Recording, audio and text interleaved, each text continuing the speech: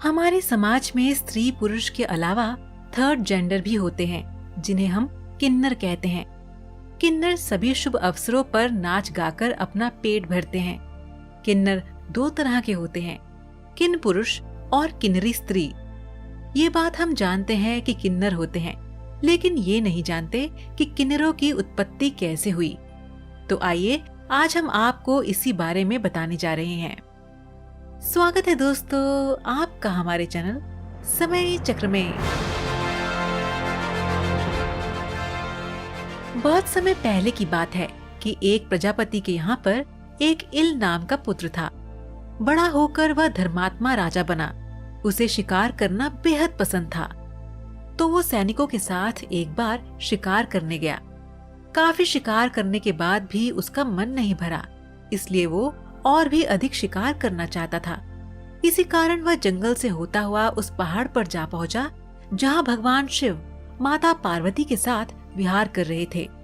कहा जाता है कि माता पार्वती को खुश करने के लिए शिव जी ने खुद को स्त्री बना लिया था, और जिस समय भगवान शिव ने स्त्री रूप का धारण किया था, उस समय जंगल में जितने भी जीव जंतु पेड़ पौधे थे, सब स्त्री बन गए।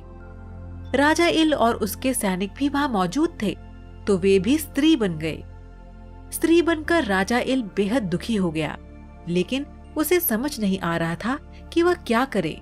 उसने देखा कि शिव भी स्त्री बन गए हैं। इसे देखकर वो बहुत डर गया और निराश भी हुआ, और भगवान शिव के चरणों में गिर गया और उन्हें फिर से पुरुष बनाने के लिए कहने लगा। भगवान शिव ने कहा कि तुम पुरुषत्व को छोड़कर कोई और वरदान मांग लो, मैं दे दूंगा। लेकिन इल ने दूसरा वरदान मांगने से मना कर दिया। इल वापस लौटकर माँ पार्वती की तपस्या करने में लग गया। उसकी तपस्या से खुश होकर माँ पार्वती ने उसे वरदान मांगने के लिए कहा। इस पर इल ने अपना पुरुषत्व वापस लौटाने का वरदान माता पार्वती से मांगा। लेकिन माता पार्वती ने कहा कि जो वरदान तुम मांग रहे हो उसके आधे दाता भगवान शिव हैं, तो मैं तुम्हें आधा वरदान ही दे सकती हूँ। यानी तुम अपना आधा जीवन स्त्री रूप में और आधा जीवन पुरुष के रूप में व्यतीत कर सकते हो। तब उसने माता पार्वती से कहा कि आप मुझे 1 महीने स्त्री और 1 महीने पुरुष बनने का वरदान दे दीजिए। और फिर माता पार्वती ने उसे ये वरदान दे दिया और कहा कि जब तुम स्त्री रहोगे तो तुम्हें पुरुष रूप के बारे में कुछ भी याद नहीं रहेगा, और जब पुरुष रहोगे तो स्त्री रूप के बारे में कुछ याद नहीं रहेगा। अब राजा इल को तो ये वरदान मिल चुका था, लेकिन सारे सैनिक अभी भी स्त्री रूप में ही थे।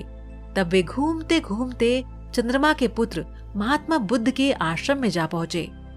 तब उन्होंने कहा कि तुम सब यहाँ ही किन पुरुष बस जाओ। और दर्शकों, इसी तरह किन्नरों की उत्पत्ति हुई। तो आज का सवाल आपके लिए ये है कि क्या आप बता सकते हैं कि किन्नरों को और किस नाम से जाना जाता है? आप इसका जवाब हमें नीचे कमेंट बॉक्स में दीजिए। हमें आपके जवाब का इंतजार रहेगा।